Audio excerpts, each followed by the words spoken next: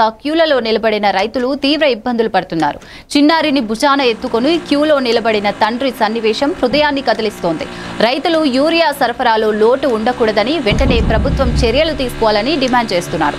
పొరపాటు ఆలస్యం వల్ల పంటలు నష్టపోకూడదని పోలీసులు సహకారం ఇచ్చినా సమస్య కొనసాగుతోందని రైతులు ఆవేదన వ్యక్తం చేస్తున్నారు.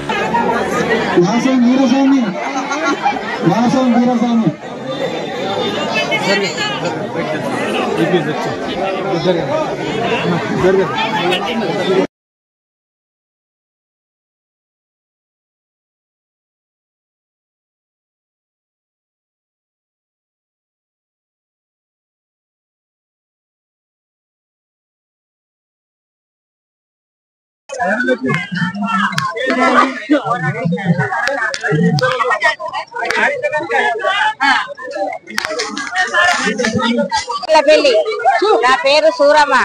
మాకు ఇప్పుడు 10 ఎకరాల పొలం నాటు పెట్టుకున్నాము. ఒక్క బస్తా కూడా పిండి వేయలేదు. ఇక్కడికి వచ్చి 20 రోజుల కాంచి 10 సార్లు తిరిగిపోయినా ఒక్క బస్త రాలేదు.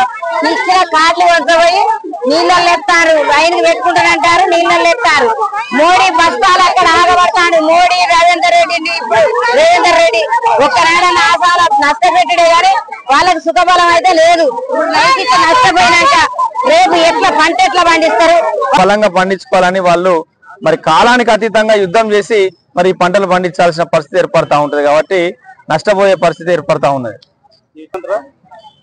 ఇప్పుడు మొక్కజొన్న పంటలకు ఆల్రెడీ చేతులు ఎత్తేసిల్లు మొక్కజొన్న పంట మీద ఆశలు లేవు. ఏమన్నా వరి పంటలు మొన్నటిదాకా వర్షాలు తీవ్రంగా పడతా ఉన్నాయి కాబట్టి సరే వంపులు మిట్టెలు అన్ని వరి పంటలకు కనుక వేసిల్లు. వరి పంటలకు ఫస్ట్ నాటు పెట్టిన తర్వాత 15-20 రోజులకు వేయాల్సిన యూరియాను ఇప్పటి వరకు కూడా ఆ వరి పంటలకు అందలేదు.